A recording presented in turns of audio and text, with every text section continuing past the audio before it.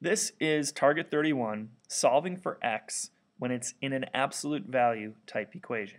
Now we'll notice that this x is in these absolute value bars.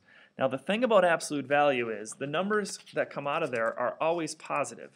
I like to think of them as shower curtains. When you take a shower, you come out clean.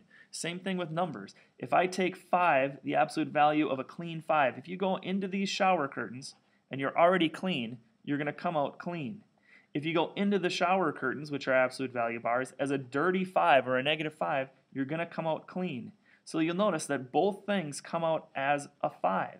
So no matter if you go in clean or dirty, you come out as a 5. We use that kind of thinking when we do these, because whatever is in the shower right here, because these are our shower curtains, whatever is in here has to come out as a clean 15. Well, all of this stuff could have been, this 2x plus 7 could have been a dirty 15 to start with, then it's going to get cleaned up and come out clean. Or it could have been a clean 15 going in, so it could have been equal to regular 15 and come out as 15. So that's why we split it into two equations. The positive and the negative, well, I did it negative and then positive, but the two versions of whatever this number is, we just set it equal to the positive version and the negative version, and then we solve those two little baby equations, and we solve for x, and we're good to go. It's that simple.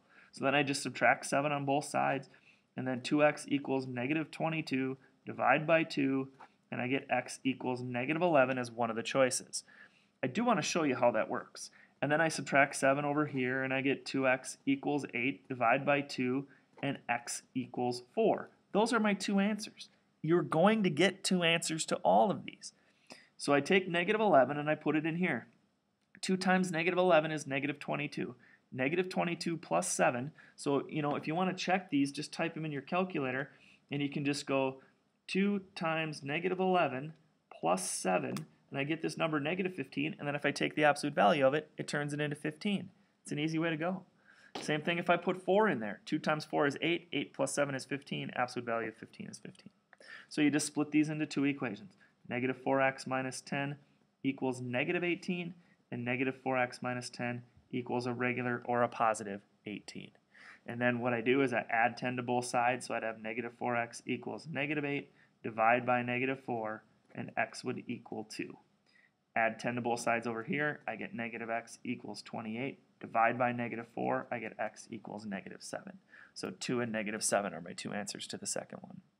And then this last one, whoops, it equals negative 20.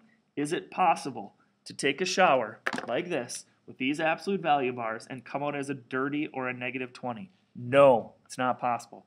There is no solution to this answer. It's not going to happen. So again, the crux of doing this really comes down to recognizing that you split it up into the positive and negative versions of whatever that number is, and you solve two small equations.